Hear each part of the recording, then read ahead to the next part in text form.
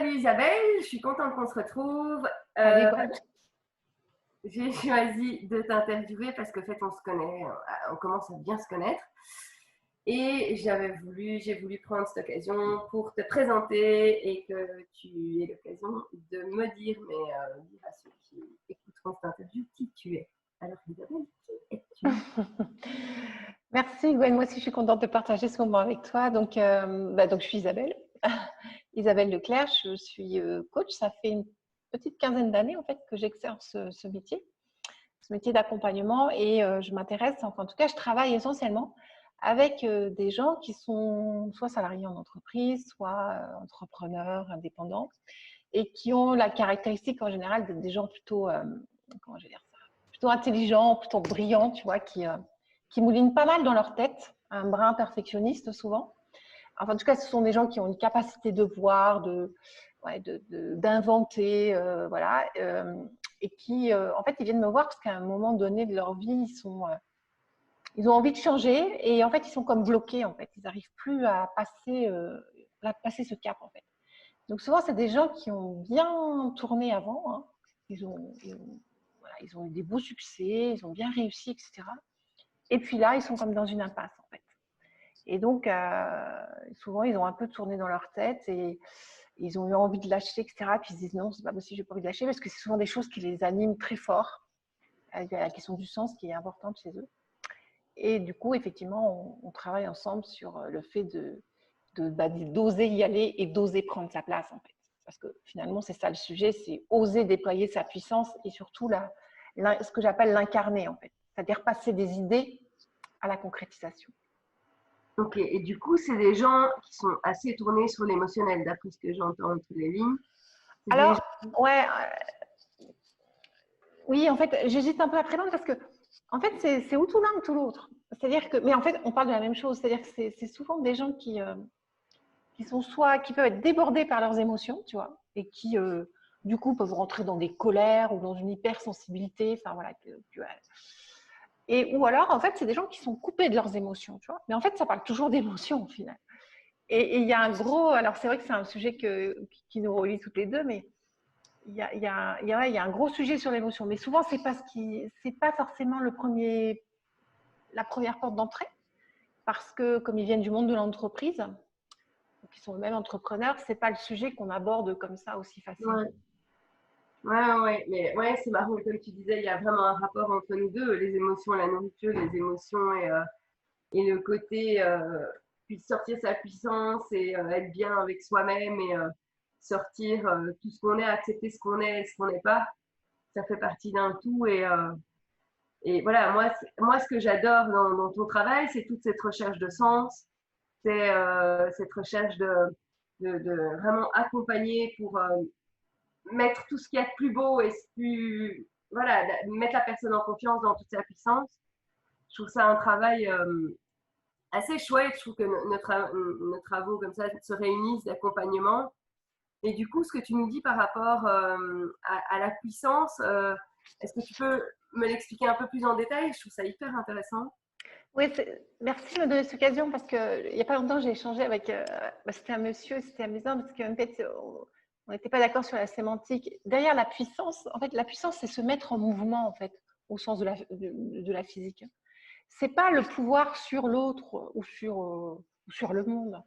Et donc, c'est souvent en fait ça que je viens réveiller chez ces personnes. C'est-à-dire sont souvent des gens qui sont super intelligents, ils voient plein de choses, ils savent plein de choses, ils captent vite, etc. Mais en fait, ils n'arrivent plus à se mettre en mouvement.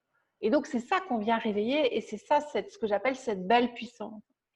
Et souvent, en fait, ils viennent me voir aussi parce qu'ils sont dans une forme d'impuissance. C'est-à-dire que leur tête, elle mouline, ça va super, hein, etc. Et ils se voient incapables de bouger, quoi. Et ils n'arrivent pas à réaliser, c'est-à-dire à concrétiser ou à faire ce qui les anime et ce qu'ils ont dans les tripes, en fait. Et du coup, ils sont dans ce tiraillement entre, mais c'est pas possible, je sais parce qu'ils ont quand même une belle lucidité sur comment ils fonctionnent. Donc, ils savent qu'effectivement, ils ont un potentiel et en même temps, ils se voient ne pas pouvoir le réaliser et le concrétiser. Et donc, c'est vraiment ça que je viens de travailler sur à la fois puissance, impuissance et s'accepter dans cette impasse et dans cette impuissance et du coup repartir petit à petit sur un chemin de mise en mouvement. Alors ça passe par le corps, ça passe par nos discussions, ça passe par plein de choses. Hein. Et puis ça passe par la réalisation de petites actions parfois, hein, mais qui du coup, ça le fait de se voir réarriver, enclencher un truc, hop, après ils partent. Et donc c'est ça qui est génial. Donc on travaille beaucoup sur ça et en même temps aussi sur la vigilance qu'ils ont à avoir sur la surpuissance, parce que souvent ce sont des gens qui quand ils sont en contact avec les autres, ils peuvent paraître parfois un peu arrogants, un peu pédants, un peu pas simples dans leur communication et tout ça. Mais en fait, non, c'est juste une question de puissance qu'il faut apprendre à doser. Donc, finalement, moi, j'ai l'habitude de dire que je remets les curseurs à leur place, quoi. Et c'est pas grave de réussir.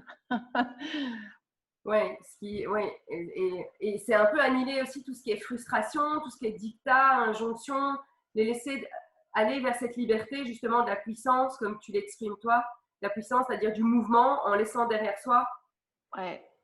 toutes les blocages, quoi. Ouais, c'est ça. Alors, ouais, c'est exactement ça. Tu vois, les injonctions, les yaka, faut que, enfin, tous les trucs issus de différents courants dans lesquels, voilà, moi, je me retrouve pas forcément. Moi, je suis pas du tout d'accord avec ça, en fait. Je suis vraiment pour essayer de faire du et, parce que j'aime bien dire ça, c'est faites du et à la place du ou. C'est pas ou l'un ou l'autre, c'est pas cette technique-là, il vient ou cette autre-là. Non, c'est et celle-là et celle-là. Et si t'es pas fait pour faire de la méditation, c'est ok avec ça et c'est pas grave.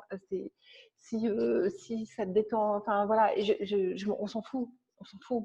Donc c'est vraiment d'aller aussi dans un chemin de connaissance de soi, d'acceptation de soi et de liberté. Parce que pour moi, la liberté, c'est vraiment une valeur fondamentale. Et donc de capacité à se créer son propre mode de fonctionnement, enfin, en tout cas à être au clair avec son mode de fonctionnement et du coup de se créer ses propres recettes, ses propres outils. Et parfois en séance, tu vois, j'ai quelqu'un avec qui on travaille sur un truc et puis 15 jours après, il me sort un truc qui n'a rien à voir avec ce qu'on a, mais il s'est réapproprié le truc et du coup, lui, ça a émergé, il a trouvé sa solution, super. Mais c'est la discussion qu'on a eue qui a enclenché ça. Et donc, ouais. Oui, et puis la notion de confiance, ils se sont accompagnés, ils se sont compris. Oui, ouais, c'est ça. Et ce qui est une des caractéristiques souvent de ces personnes, c'est qu'elles ont plein d'idées, ça bouillonne. Et donc, mon travail, c'est aussi de les aider à canaliser. En fait, la dernière fois, j'avais un monsieur qui disait « tu me canalises, en fait ». Et donc, c'est ça qui est important. Du coup, ça les rassure, il y a un cadre qu'on peut faire bouger, c'est comme un élastique, donc on le fait bouger, on le fait évoluer. Et du coup, en fait, ils peuvent s'ancrer, en fait, parce que sinon, tu vois, c'est comme si c'était un arbre, parce que voilà, mais qui n'a pas de racines, en fait. Donc, mon travail, c'est de les remettre, de les réancrer dans leurs racines pour qu'ils trouvent leur force. Et du coup, après, ils peuvent se déployer et ils n'ont plus besoin de moi. Et c'est ça qui est top. Top.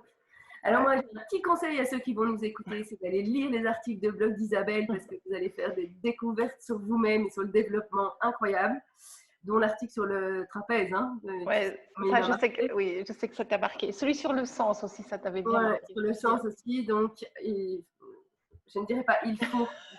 Non, merci. Je vous conseille vivement. Et sinon, on peut te retrouver comment, te contacter comment ça se passe? Donc, effectivement, j'ai un blog, j'ai un site internet, donc c'est Isabelle Leclerc Coaching.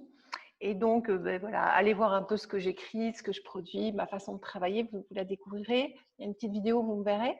Et puis, il y a la possibilité de prendre contact. Donc, soit par un formulaire si vous voulez d'abord échanger par mail, soit de prendre contact directement sur mon agenda pour une séance en fait, voilà, de prise de contact qui est gratuite et sans obligation. Ok, top. Je te remercie pour ta disponibilité, Isabelle. Merci à toi, Gwen. Il y a plein de gens qui pourront profiter de tes bons conseils et de ton professionnalisme. Et à tout bientôt. Merci, à bientôt, Gwen. Ciao, ciao.